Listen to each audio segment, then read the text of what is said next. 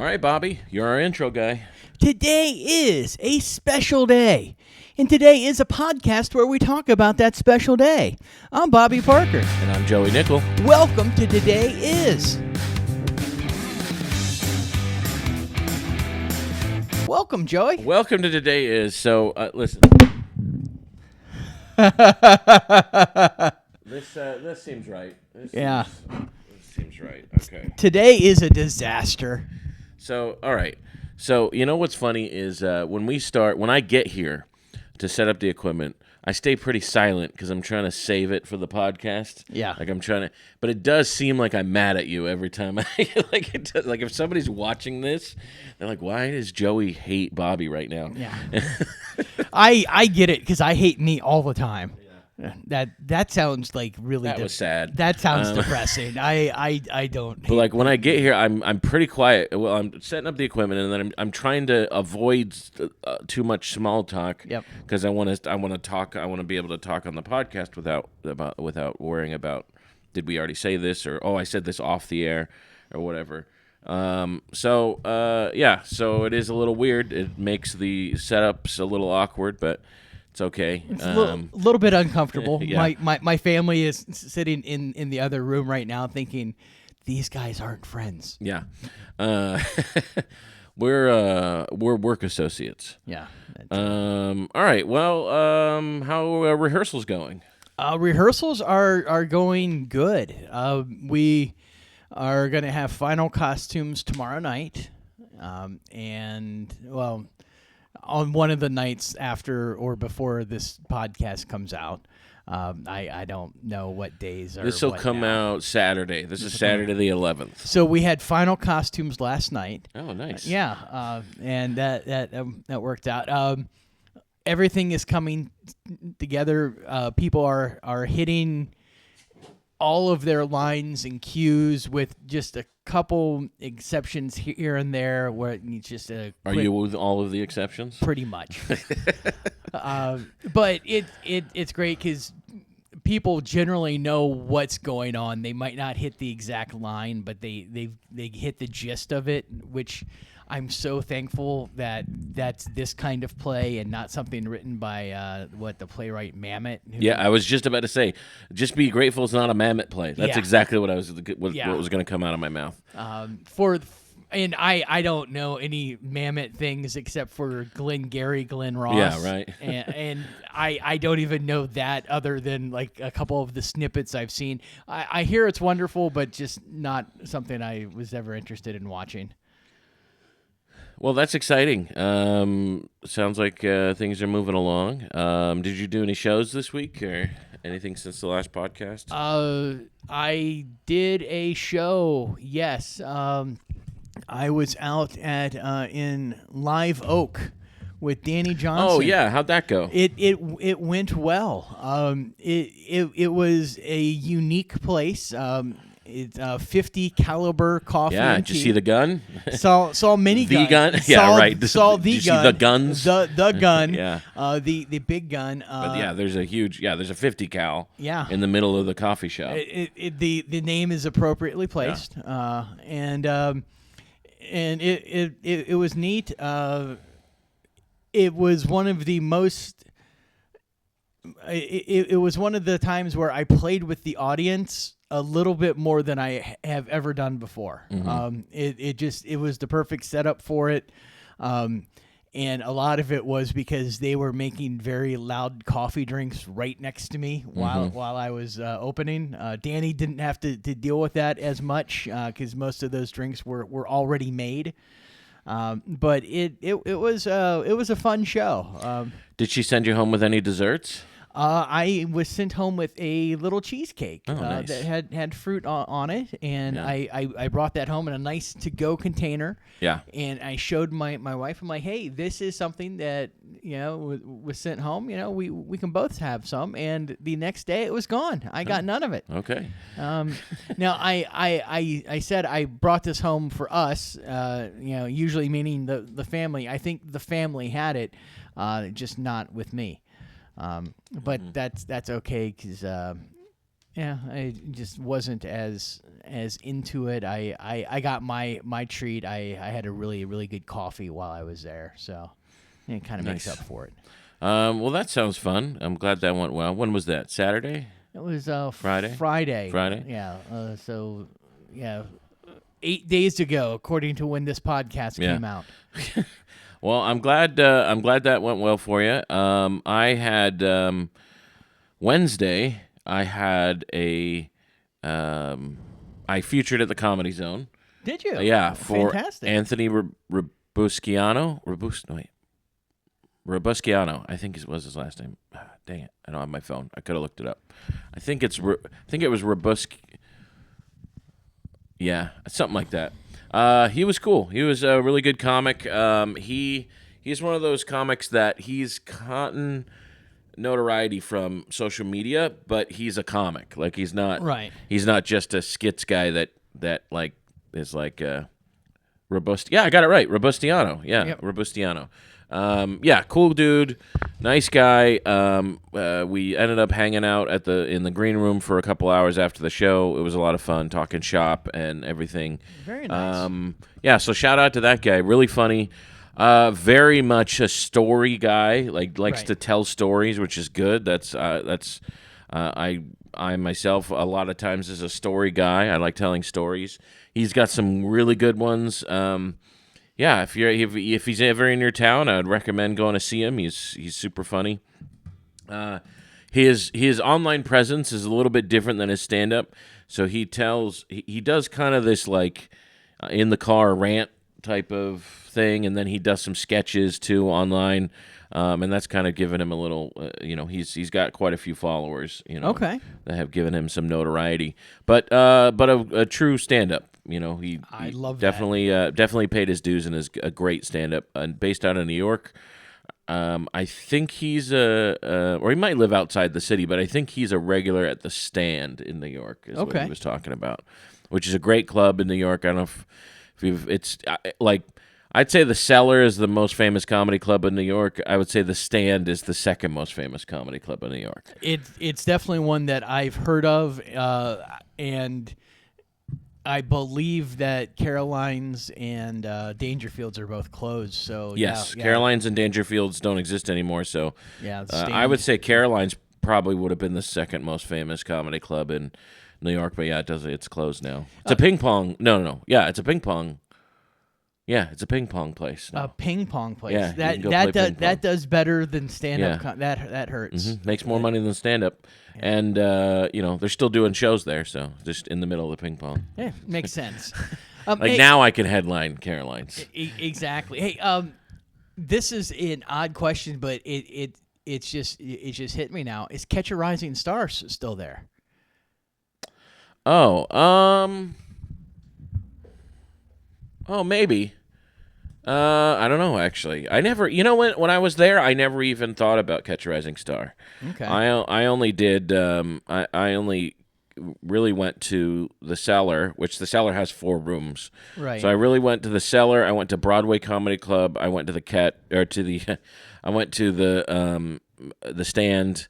I went to, Greenwich Village Comedy Club.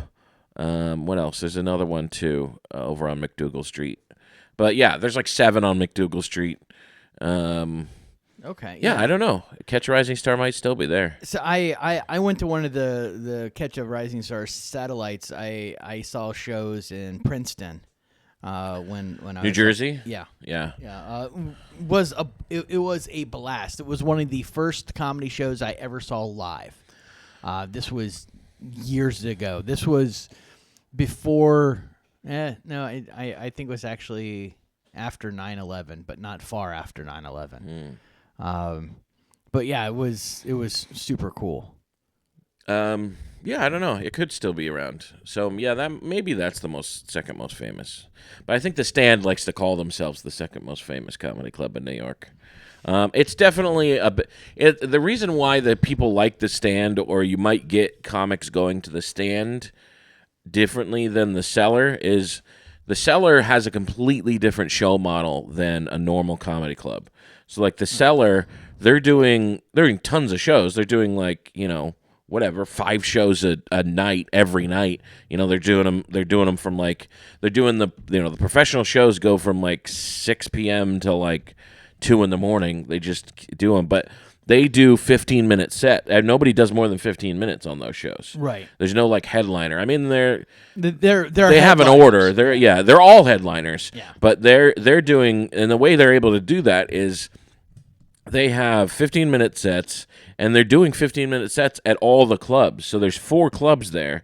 There's there's the Cellar, there's the Village Underground, there's Fat Black Pussycat, and then they have 2 rooms in Fat Black Pussycat. Okay. So it really was just the Cellar, and then they expanded to the other 3 spots that are in the same building. So now there's 4 rooms. So they, one person does 15-minute sets in 4 rooms, in one night. So they end up doing plenty of time, but they're doing 15 minutes at a time. Right. So it is a little bit different of a system there.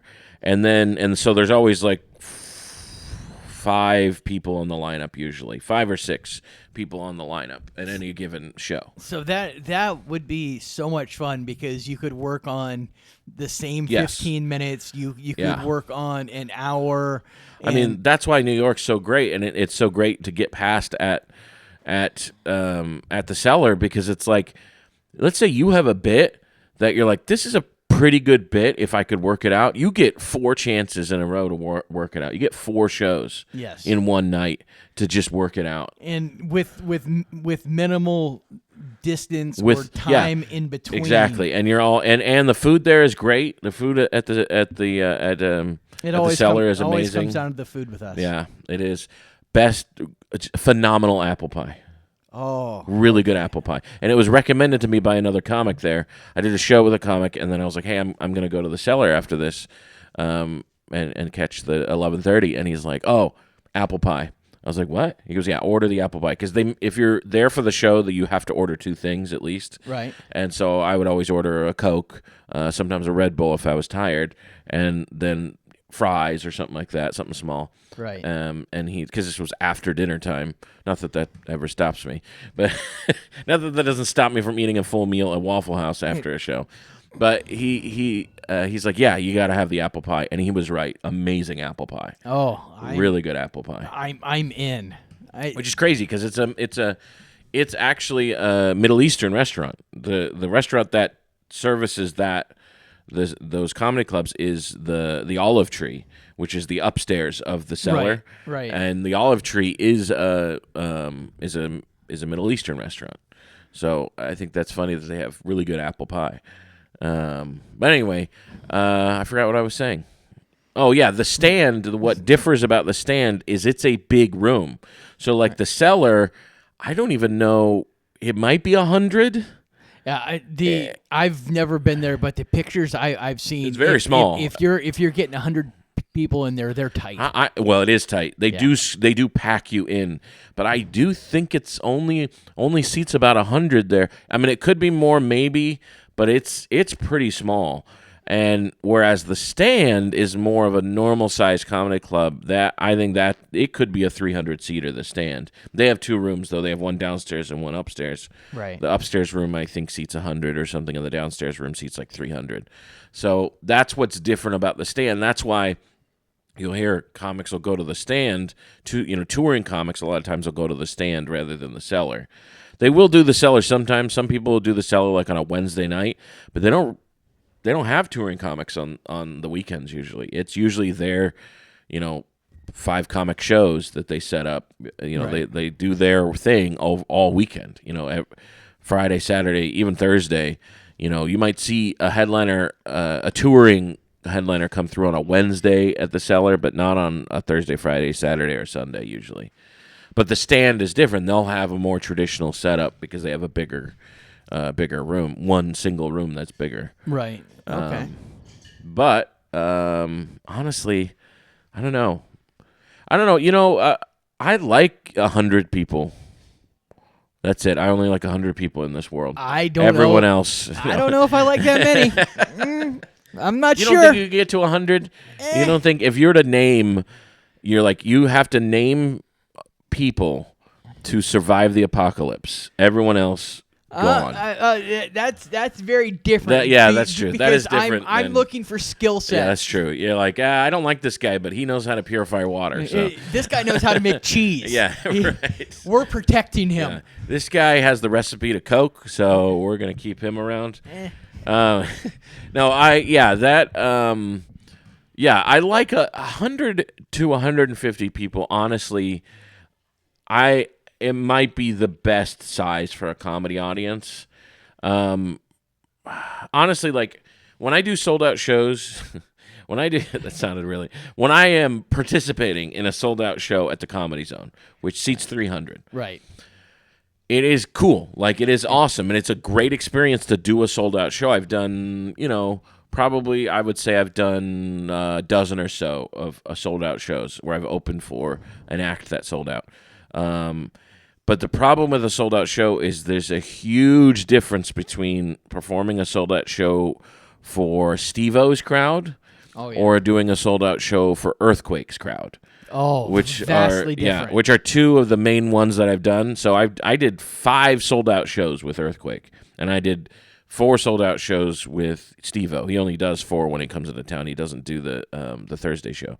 So, and they are so different of show. It's a very different experience. In fact, and also I'm an MC. I was an MC at the time, so it might be different as a feature. But as an MC, it was like the Earthquake show. I really had to work and finally had to each show I got better. But it took until like the 4th or 5th show to really, really endear myself to the audience and really get a good show out of it to figure things out. Even though it's a sold out show. And sold out shows are a little bit deceiving too, because with the exception of when I emceed for Earthquake, if it's just a normal sold out show, like the graduation shows were sold out most of the time. Right. So back in the day. So the graduation shows, I always liked being on them because it's fun to do a sold out show. But it also is like you could do a bit that bombs, and if 10% of the audience laughs, it sounds like it did well. Like you can trick yourself into thinking that joke did well, which is dangerous. So it's tough to get a good gauge when it's 300 people in the room. Whereas 100 people in the room, I feel like even to 150, I feel like that's a great size, and I can really get a gauge for what's going well. Yes. I just to make myself sound impressive because this again, I had nothing to do with these numbers. I just happened to be participating. Doing a show in an arena or a stadium where there's thousands of people, very different. Yeah. Because if you get laughs, it might take a moment for those laughs to hit. And I don't do theaters very often, big theaters very often. I do very small theaters, like maybe my living room. But I don't do big theaters very often. So when I get to open for like Dusty or somebody like that, and I do a theater, or I'm doing like a charity event that happens to be in a theater, I always forget to adjust my timing for the laughter to get back to me from the back of the room. Like I always forget that, and I always have to take the first 3 or 4 minutes is me figuring out the timing, which I need to remember to do that, so I don't waste the first 3 or 4 minutes of my set trying to figure out my timing. But I've never done an arena.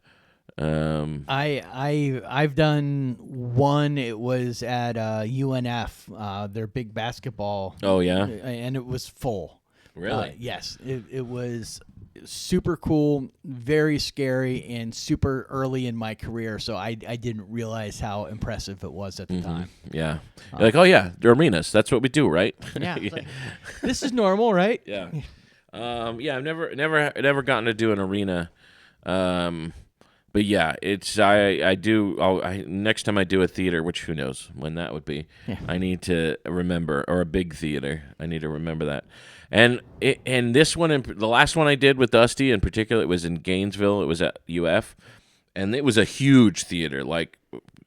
Thousands of seats, and it probably sat I think it was 2,000 seats. Nice. But like Dusty's didn't sell 2,000 tickets. He sold he sold like probably 800, maybe 1,000 even. That's It was still phenomenal. it was still phenomenal, but it was like, but they should have just closed the balcony and not but they kind of, some people were in the balcony and so there was some open area, which also is not good for me because I'm not the head. They're not there to see me, so like Right. that was also messed up my timing. But obviously Dusty did amazing. He was fine.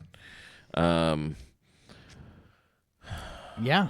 Yeah. So anyway, that was a show. And then last night, according to the time that we are recording this, last night I did the Grove at the Orange Park Country Club. Very nice. And I heard it went exceptionally well. It was great. Yep, it was good. Yeah. I was in conversation to be part of that show, but I was not able to because of my rehearsal schedule. Yeah. So I am looking forward to being in that show in the future, and I know that it's going to happen because of the success of the show. Yes, it was just very did. successful. It Yeah. was so successful.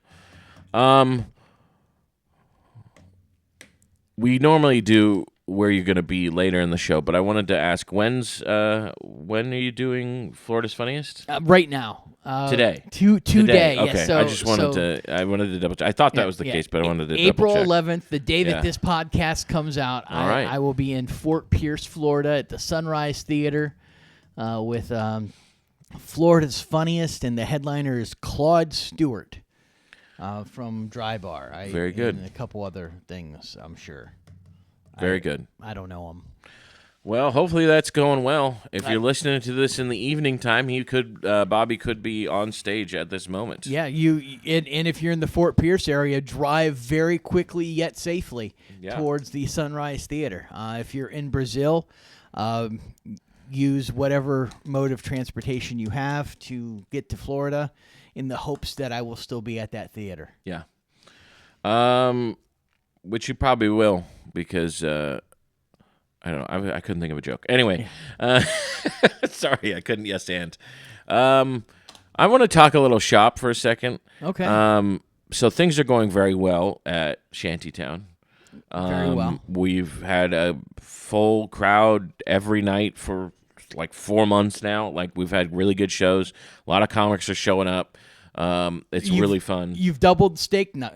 We've doubled the steak sandwich night, so you can come two nights a month and come eat a great steak sandwich. We had steak sandwich night this past week, so the next one will be on 4/20. I apologize. Makes sense. Yeah. So there's it's great. It's a great show, but I was thinking about two things. I'd like to maybe start setting up a camera and recording everybody's sets and trying to see if anybody is interested in that, which that'll be cool. Because the crowds have been so good, I feel like maybe we might be able to get some good recordings out of it. Right.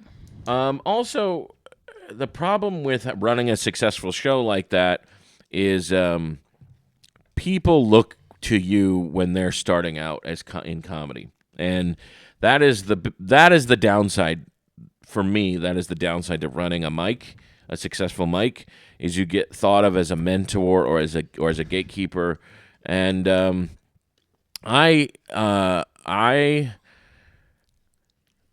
so lately I've been talking to shop with Marcus Crespo about, like, I've seen, so I've been running this show for years now, so I've had the opportunity to see people grow and become better stand-up comics. Richard Aragon is one of those comics. Absolutely. That I've really seen come every week and get better.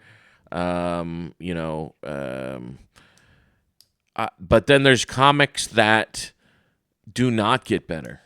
And I don't even know, like, I don't even know what I would say if somebody asked me for advice who was one of those comics that has, there's a comic that has been coming for years, I think, at this point now, has been coming to open mics at like a minimum of 2 mics a week. Okay. So that means he comes, like, and more than that most of the time. Like, if there are other mics for him to go to, he goes to them. There's not always available mics in Jacksonville, but 2 nights a week. He's at least coming to Shantytown and Rock Bottom almost every week. Okay. And then sometimes another one for years, maybe 2 years, maybe even 3. I have never once laughed or felt like what he was saying was funny. I've never heard him tell a joke. He tells these stories that don't go anywhere. And you would think at some point he would at least accidentally tell a joke.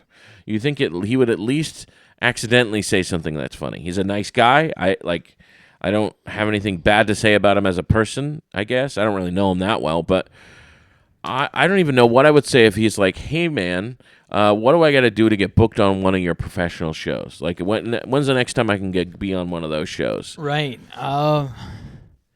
I believe I've got an idea who this is.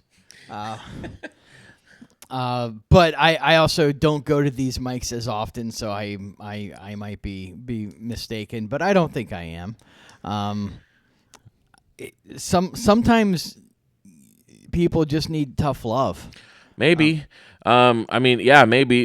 I mean, I guess I've got to be honest in a way. If he's going to ask that question directly, he has not, which but I am always afraid he's going to. Right. And so if he ever does, I don't know. I guess I gotta be like, hey, man, here's what I'm not a confrontational person one-on-one. Right. I'll be a confrontational person on stage. Sure. I will tell you to your face that I think you're stupid. From the stage, I will tell you that I hate your comedy and that what you're doing is a detriment to the comedy world as a whole. I will say that from the stage. I have no, and there is there's actually a medical thing, not medical, but like what's the word for like, psychological phenomenon when it comes to, who was it that, it's like, there's certain jobs where it's like they have learned how to turn off the shame in their brain, and that applies to like improv comics. Like people, right? They are really good at turning off that part of their brain that feels shame, and they've done like MRIs and stuff like that. And is that what a brain? CAT scans maybe MRIs. I don't know. They've done scans to prove this. Like there's a part of your brain that does not light up anymore when you do improv to an extent to where you don't feel shame anymore. Right. And I've gotten to that point. I get to that point sometimes when I'm on stage where it's like I don't really feel shame anymore, especially at Shantytown because I've been doing it for so long. Right. So I'll say stuff to people that I would never say, like never in a million years would imagine saying that to somebody one-on-one. But if he were to approach me one-on-one, that would be tough. I would have to say, I would probably be real. I'd back down a lot about it. I'd probably say something like, "Oh, well, I just, hit the mics a little more. See how you progress. We'll see one day maybe." And that's probably what I would say. What I really should say is, I've never heard you say anything funny, and I think you should stop getting on stage because it's not even fun to watch you bomb. Like, it's that bad to where, you see some people bomb and it's like, well, this is hilarious because they're so bad. And that is a sport for a lot of stand-ups, is watching other comedians bomb at a mic, or watching a newbie bomb at a mic. We enjoy that kind of suffering. Yes, there is a gallows humor to it. There is a kind of awkward relish in seeing somebody bomb from the back of the room. And part of it is, hey, I know what you're going through. Part of it is I know what you're going through, and part of it is at least it's not me. Yes. Those are two huge factors that make it enjoyable to watch somebody bomb. But this guy's not even enjoyable to watch bomb. This guy or girl is not. This person is not even enjoyable to watch bomb, which is a shame. And there's also just a small third part to it. In certain cases, it's you're being initiated into the club. Oh, sure. Yes, an initiation, especially for somebody that you like who's bombing, is always, that's definitely can be a factor in enjoying a good bomb. I did. So somebody recently showed up to the mic, and I don't know if we talked about it or not. who I have not seen, who is really not good. Like, I mean, really not good for comedy in general. This person is just not, just really, just every time this person's on stage, I'm just like, ugh, like it just, I don't know. It's very, it's almost infuriating to listen to this person say anything, really. Okay. And I think I bullied this person from Shantytown for about 2 years. Wow. And I don't even think I meant to bully this person. I was just saying something brutally honest. Now, I was not performing at the time, but I was on the stage. And I think I got caught up in that and didn't realize what I was saying. And I bullied this person to stop coming to Shantytown because they came to other mics. I saw this person at other mics, but not Shantytown for about 2 years. I think I know who you're talking about again. So, and this is not the same person, obviously. I know. So this person, I was on stage waiting for. I was there before 8:30. A rare occasion, I was there before 8:30, and I was kind of waiting for the crowd to sign up. You know, comics were coming up to sign up, so they were all gathered around the front table. Richard was there, just kind of off to the side, and I was just sitting up on the stage. I think on a chair or something. I was just talking to him. I was like, yeah, I went to the dentist today, and my son's dentist recognized me from the Comedy Zone. And I was like, and it's, I mean, it sounds dumb for me to say, but it's like, it's weird when that happens because then it's like, now they're asking me questions about being a comic. I'm like, okay, but how much, like, I'm about to pay you a bunch of money to fix my son's teeth. Can we focus on that? Yeah. Like that, you know, those are always weird situations. So I'm telling this story to Richard, not to the crowd, but I am on stage so other people are hearing it. And this person says, I know, right? And I turned and I said, which, by the way, most of the decent comics are very annoyed with this person and the way they do stand-up comedy, and does not find this person to be a good stand-up or good for the scene, even. But also they're new, so it's like I just described half the people that are new, also. So you never, but. In this case, most people would say, I don't think they're going to be good for the scene down the road. Whereas most new people are just not good at it yet, kind of, So this person says, I know, right? And I was like, wait, what? And they're like, yeah, I know. Like when I tell people I'm a stand-up and they're like, and then they want to talk about it. And I said, wait a minute. Are you telling people you're a stand-up? And they're like, what? And I was like, yeah, don't do that. and that was it. And then I didn't see that person show up for 2 years to Shantytown until like last week they showed up. And I was like, oh man, I thought I bullied this person away. They showed up with another terrible, and I don't know if you've had the opportunity to meet this person, but another, like, I think is another bad person for the scene. And I think you have met this person. Anyway, I'll tell you off the air who it is. Okay. But I look forward to this. Yeah. This so anyway, this has been this turned from talking shop into talking something else that starts with SH. Yeah. But anyway, that was just something I had to get off my chest, I guess. I don't know. So I've been dealing with the theater world, and since we're in this mode, I figured I would throw this out here.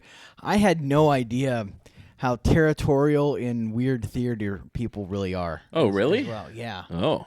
Like and like I don't mean this necessarily in a bad way, but it was like, hey, it's our theater versus the other theater. Oh, we really? Yeah. Huh. It's like, oh, that's funny. Like oh, we like to perform here.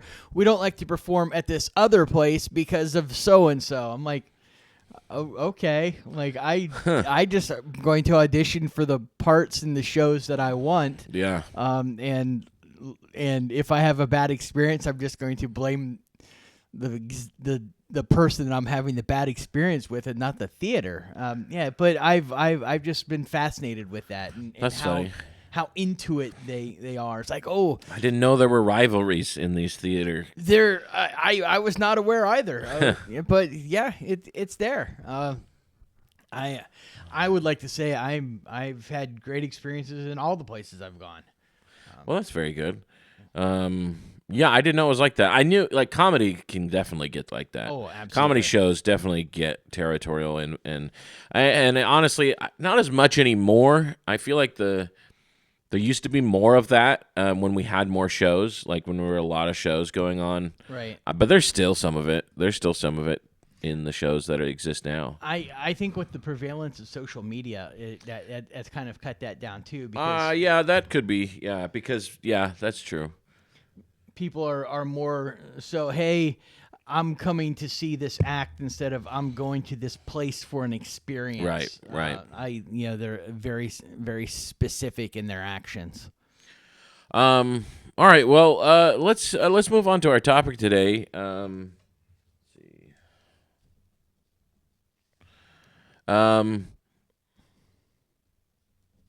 Today's topic is National Pet Day. National Pet Day. Do you don't currently have any pets, do you? We do not currently have any pets. All right, so National Pet Day. I have been excited since you suggested National Pet Day because I know you have a great pet story that I've heard you tell on stage. Oh, yes. Oh, man. Yeah. I was raised as a dog person. And I've always had dogs growing up. And when I left my parents' home, I no longer had a dog, and I felt empty. So that's a preface that most people don't get as part of this story. But I love pets. I love animals. My wife is very allergic to dogs, pretty allergic to cats, and so we focused on other pets when we've had them. And when I first started dating my wife and we were starting to become a family, the kids had some smaller pets. They had some guinea pigs, which are really cute. Guinea pigs are the larger ones, right? Ones, yep. They're more like this big. Yep. They're more like a kitten size. Yeah, kitten right? size. Yep. They are cute. They like to nibble. They like to gnaw, but very very nice. Just lovable animals. And I one of the first days that I spent time with the kids and my wife left, and it was morning and the pet was dead. Yeah, and that was rough because my kids had never really experienced had to deal with that yet. They'd never had a pet die. They'd never been to a funeral, which is a shame because I'd known most of their family. I love saying that one. That's one of my favorite jokes to ever tell on stage. So we didn't know what to do, and I couldn't just throw the pet away. I couldn't replace it. I thought about doing the sitcom thing of replacing it, with the exact same looking one. With the exact same one. The point where I'm like, hey, can we just like staple some hamsters together? I don't know where guinea pigs, how they work. Yeah, I think that's how you do it. Yeah. It's just it's like a Voltron of. Yeah, it's like you can just it's like take putty. You just take the two hamsters. Yeah. And you just go like this until you get the guinea pig. Yeah, you just mold them together. Like the fur just combines. Yeah. And that's why some of them have spots. Yeah, exactly. That's why it's different colors. Yeah. What makes sense, but we figured out that the kids figured out that what had happened, and we decided, hey, we need to do something. I suggested burying the pets in the back, and the kids did not want to play on top of a pet cemetery. And I've seen that movie, so I understand. Yeah, right. Yeah, you don't want to open that. No, that is I'm pretty sure how whole communities become zombie infested. Yes, yeah. And so. Do you want zombies? That's how you get zombies. That's how you get zombies. So we ended up solving the problem. That we have a pond out back. We had some lumber and some matches. So we had a Viking funeral, which I mean that solves a problem. The kids got to say goodbye, and the HOA got some new rules. Yeah. There we go. It works out. Was it this house? Yes. Oh, so it was the lake back there. Yeah. Lake right back there. Yeah. Wait, you didn't even. What was the guinea pig's name? Oh, the guinea pig, Princess Beyoncé. Yeah. Princess beat Beyonce. He was a good guinea pig. Yeah. He was strong. He got to enter the gates of Valhalla. So. R.I.P. Princess Beyonce. I growing up, we did not have cats or dogs or anything. My mom also was allergic, so we never really had pets growing up. We had hamsters. Hamsters. Oh, so we had hamsters. We had one hamster named Twinkie, who because it looked like a Twinkie. Yeah. And then another. What was the other? I can't remember the other hamster's name. I don't remember. And then we had fish every now and then.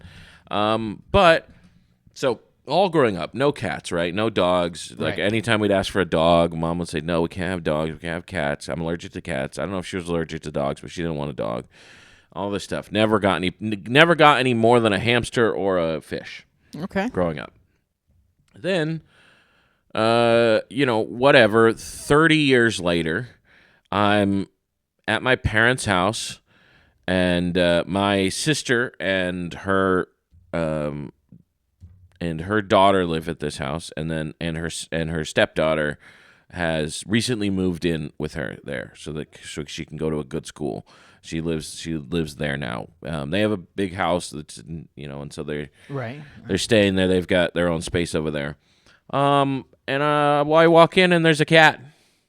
There's a cat. There's a cat right in my parents' house, and I'm going, what's this? And because the stepdaughter had a cat, so my parents, who are now grandparents, which we all know are two different things. Oh, very. Parents and grandparents are very different, and they did not seem to have a problem with this cat being in the house. Also, turns out you can make cats non-allergenic. Did you know that? I was not aware of that. You have to bury them underground. No. Oh. You can no, far away from your nostrils. No. What it is you feed them a specific type of food and it makes them non-allergenic, and it's egg-based. Egg-based food. Yeah, it's this egg-based food that is makes them, and then don't. It seems like that's going to make them fart. Maybe, but you don't sneeze. Okay. And my wife, who is very allergic to cats, does not sneeze when we go over there. Okay. So all this time, all I had, I was just kind of upset because I always wanted a pet. A pet like that. Maybe not a cat. I wanted a dog, really. So here's the thing. I was never a cat person. As I said, I was raised with dogs. Love them. After Princess Beyonce was gone, we'd had a couple hamsters in the meantime, and all of a sudden there's this neighborhood cat that keeps on coming around. We find out that like a couple that lived down the street moved and left their cat. And this cat, he starts hanging out, and my wife and kids start feeding him, and so he ends up basically becoming our cat. And my family named him Bob, which happens to be also my name. Oh yeah, that's true. Yeah. So, took me a second. So I usually go by Bobby, but Bob is something that many people have called me over the course of my life, and that was now the cat's name. And we started getting a whole bunch of things that had the name Bob on it, but not for me. Yeah. For the cat. For the cat. That's not even in your house. That's not even in my at first. Oh. Then they started letting the cat into the house whenever the cat wanted to come into the house. We ended up having to take care of that cat for years. So a feral cat got usurped your name. Usurped my name. And came into your home. Came into my home. I ended up having to take that cat to the vet several times. And now, years later, we have a gravestone next to our house with the name Bob with your name on it. With my name on it. All right. I also love that story. How this family's progressed. Like, we can't have pets buried in the yard, so we're going to practice pagan rituals, going straight to, you know what, this has your name, so it better just die. This is something you're going to have to look at for the rest of your life. Yeah. A tiny gravestone with your name on it. Yes. Yeah. So your kids have had some cats then, or a cat, I guess. A cat. Our family has only ever had, I guess, 2 types of pets. We've had fish over the years. Okay. Which the fish become my fish because my children do not. They win them at the fair, and then it's become a thing where when they win a fish, I try to see how long I can keep it alive. And I do, because I know they're not going to. They're going to die next week if I leave it up to them. So I have a fish tank. I got a fish tank. I treated the water. I do all the stuff like you're supposed to before you fill the tank. You're supposed to fill the tank and let it get to room temperature. Right. You're supposed to leave it there for like 24 hours before you put the fish in it. So you really, if you're going to get a goldfish, you really should prepare a tank ahead of time. Yes. So that you're not having them to sit in the bag forever. So and then you put them in there, and the key to keeping them alive is keeping the water clean, but in a way that like you don't want to change the water completely all the time because that's going to kill them too. Right. And you need to treat the water because there's usually fluoride in the water. Oh yeah. And that'll kill the fish. That'll suffocate the fish actually. So what you got to do, you got to put these drops in it to keep it from, keep that from happening. And then I've also discovered there are varying types of food that are better than others. You got to get the good food. I got a filter, an electric filter for it. I was really determined to keep the fish alive. Crystal clear water for most of this fish's life because I was very good with this.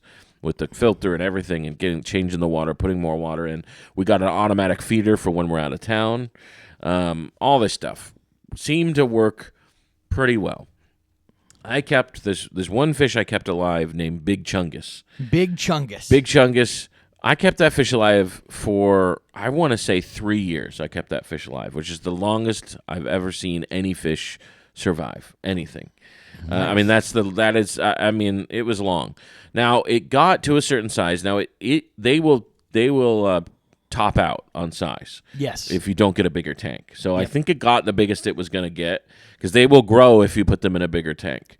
But I think it got the biggest it was going to get, which was pretty big. I think it was about this big. This ended up being.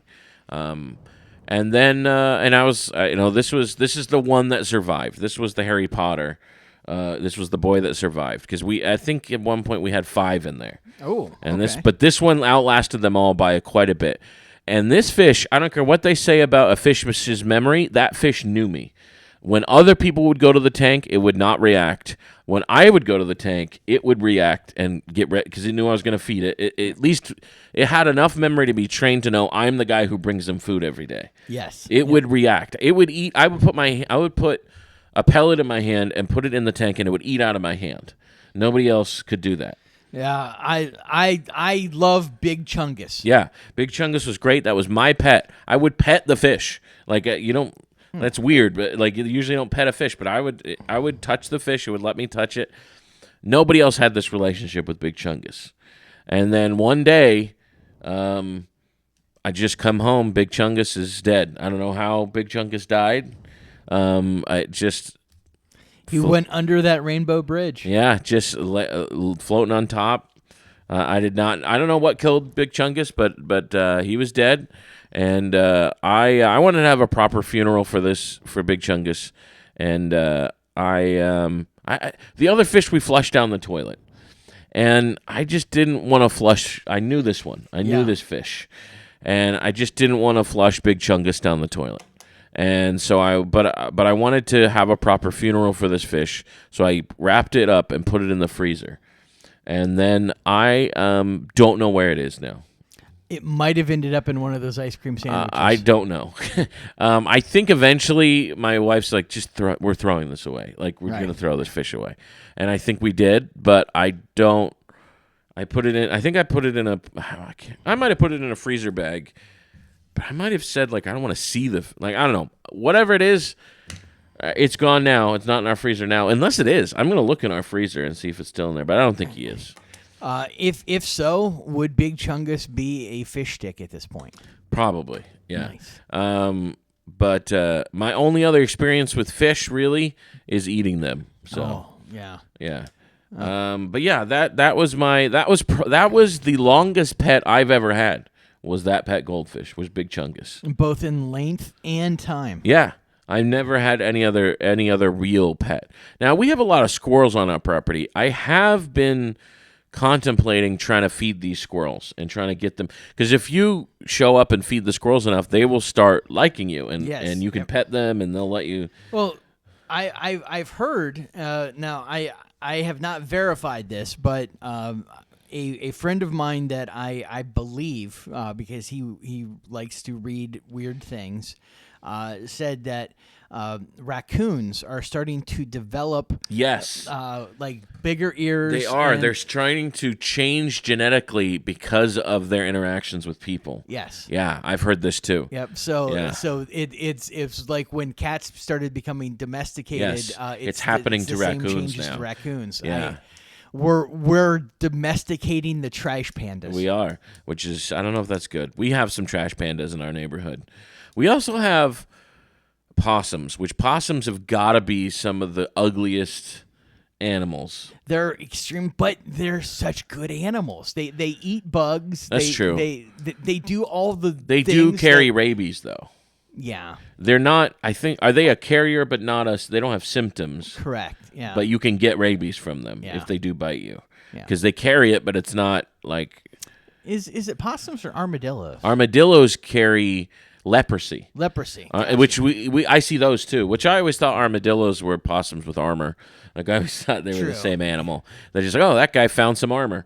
Or, that guy leveled up, Pokemon evolved. But possums, armadillos, there are armadillos, possums, raccoons, and squirrels all around our property.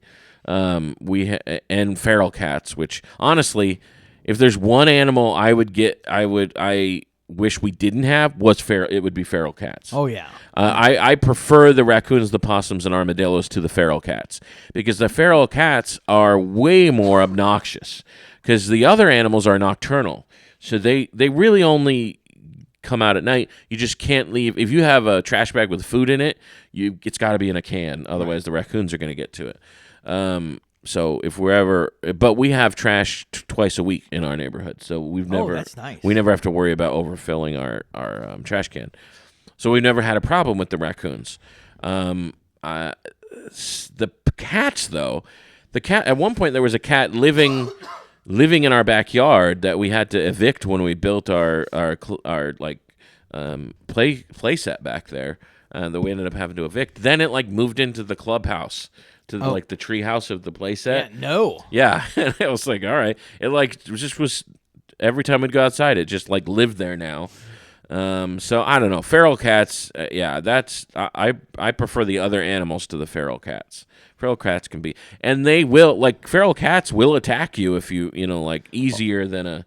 Maybe it's just because they're up in the daytime, so you're gonna interact with them more than a raccoon. Right. You'll probably get hurt by a raccoon too if you did the wrong thing. If you cornered them, they'll probably lash out. I actually very much agree with you. Feral cats, the one I'd get rid of them, but they do catch rodents. So that's true. There is true. Some benefit to them. I like possums because they eat snakes. Yeah, I'm a big fan of a lot of these animals. I just don't want them in my backyard or pool. because I've had to fish a couple of those out of my pool, which has been gross. That is gross. Yeah. Especially with the leprosy and the what was the other one? Rabies. Rabies. Yeah. I think I'm going to try to make. I think I'm going to try to rule over these squirrels. We have a lot of squirrels. We have a lot of trees, and we have a lot of squirrels in our yard.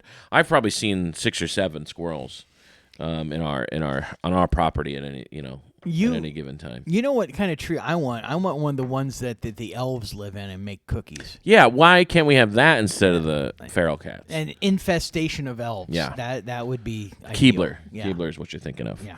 I had a whole bunch of stuff printed out for this, and we didn't need any of it. But I will say this. Here's some would you rather questions that are pet related. Fair enough. Yeah. Would you rather have a tiny horse or a giant hamster as a pet? Tiny horse or a giant? Like, how tiny of a horse? I would say a hamster-sized horse. Ooh. Or a horse-sized hamster. I would probably go with the tiny horse. Yeah. Simply for size. Yeah. Honestly, a horse-sized hamster, I don't see how that's beneficial at all to anybody. No. And that seems like that would be terrible. That seems like it would be terrifying. Yeah, that would be really bad. I don't even know how you would maintain a horse-sized hamster. Like I guess you could ride it. You could probably ride it. Well, I don't know how you'd feed it. I mean, yeah, you'd have to get a lot of grains. A lot of grains. I mean, I guess you could probably feed it similar stuff to a horse. Yeah, but I wouldn't want a horse either. Normal size. That's true. I don't want a horse either. It costs a lot. And that in the big giant round poop. Oh man, those like but can you imagine a tiny poops. horse, a hamster-sized horse? That'd be adorable. That'd be awesome. Be so cute. Just put my action figures on them. Yeah. Tie like a Matchbox car behind them. Yeah. Like have a chariot race. Oh yeah, I'd love to have a tiny horse.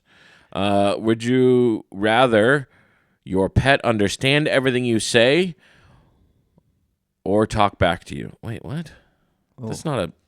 What does that mean? How is that a thing? Would you rather your pet understand everything you say? Never mind. Skip that one. Okay. Would you rather adopt a puppy, a kitten, or an unusual animal like a reptile or a bird? I would like to have an exotic pet, but not really. Like, I like the idea of having an exotic pet, but I don't really want to have one. Right. I would prefer. Yeah. My ideal is a dog, so I would say a puppy. The exotic pet I wouldn't really want because I would need to know a lot more information. As a matter of fact, my wife's uncle is a falconer. And so like I have some insight as far as like what he does like to raise falcons and rare birds and all of that, and it's super interesting, it's super cool, and it's super not something I want to do. Yeah. No desire. I would like a sugar glider. Have you seen those? It sounds like a little monkey. I think they're monkeys, but they're tiny. They're like the size of your hand. Yeah. And they fly like flying. They fly like flying squirrels, and they have these long tails. They're adorable, and like people have these like climbing posts, little platforms things. The people who own them, and then they'll hold out their hand and they'll just fly over to their hand, and they're adorable. But I also feel like I would. And they're marsupials. Did you know that? I did not know that. They have a pouch where they keep their young until they develop. But they're adorable. I would like something like that, like some sort of cute little. That sounds like something that I would be interested in if I had so much money that I never had to worry about working or maintaining my own property as far as cleaning and whatnot. Yeah. Or I would like a tiger. Yes. Either a sugar glider or a tiger, like a white Siberian tiger. That's what I want. Absolutely. But I don't think you can have those in Florida. It depends. Well, we know one guy, but things did not work out for him. So no, they made a whole documentary series about him. So I want a tiger. that has, but not really. But I want a tiger with no possibility for danger. I don't know how that would happen. I don't know how you'd get a tiger with no possibility for danger. I want to like have a brain transplant of like a dog and put it in a tiger. Okay. You know what I mean? Yeah. Like I don't know how to like, because they're wild animals. They're not domesticated, so they're always going to have the wild animal brain, and they're always going to have instincts that are going to make them dangerous. So even if you raise it from the tiniest cub, it might be okay for you if you raise a tiger, but like that, not ever like it's going to kill somebody, right? Yeah, it's going to kill somebody. Although there was a tiger in the show Walking Dead. Did you ever watch that show? I did. I don't think I got to the part. Like I've seen a guy had a pet tiger in that show, and it was pretty cool. Oh, it was like the King guy. Yeah, right? King Ezekiel was his name. Yeah. Yeah, that was a pretty cool tiger. He was like before the apocalypse. He was a zookeeper. Okay. And so like he got to know that tiger, and then ended up freeing the tiger during the apocalypse and keeping him as a pet. Okay, yeah. So I watched the first several seasons, but kind of checked out. I'll tell you this: if we end up in a zombie apocalypse, I'm getting a tiger. I'm getting a safe place to stay and lots of ammunition. Not me. I'm getting a tiger. Okay. Yeah. Either the tiger kills me quickly, or the tiger protects me and I stay alive. It's going to be one of those two. I'm getting a tiger. It sounds like a ridiculous plan, and then I think about it. I'm like, I think you're right. Yeah. I mean, what other option do I have? Yeah. You have zero other options, Joey. The only option I have is to get a tiger. That's it. Either that tiger's going to protect my family and me, or they're going to kill me as quickly as possible. So I would want to get a pack of bears. And I know bears aren't a pack animal, which is going to make it a little... Bears are going to be tough. Yeah, bears are going to be tough. And then you got to... There's a lot of room. You got to have room for a bear, you know? Tigers are quick. They can climb trees. We're in the middle of an apocalypse. We're going to have room. Yeah. Yeah, that's true. All right, well, that's going to do it for us. So rush over right now to what was the name of the Sunrise theater? Theater. The Sunrise Theater. To see Bobby Parker perform at Florida's Funniest. Come see me, let's see, April 25th. We've got another Murray Hill show. Murray Hill Theater Clean Comedy Series. Joe Latham is going to be our headliner that night. Oh, nice. Please come see Joe Latham on April 25th. Please buy tickets at murrayhilltheater.com. And yes, theater is spelled the pretentious way. My favorite way. And then, let's see, May 1st, really good beer stop, Johnny Mac, really great comic. Come see Johnny Mac May 1st, really good beer stop. And then every Monday, come to Cheesesteak Night every first and third Monday. But other than that, the shows are still good at Shantytown. So, all right, well, you got any other shows coming up? Or is that just that one? The play. When's the play? I'm going to be in a play, Orange Park Community Theater. It's called Harvey. It's April 17th, 18th, and 19th, and then April 24th, 25th, and 26th. All right. Sounds good. Well, thank you guys for listening. Today is National Pet Day.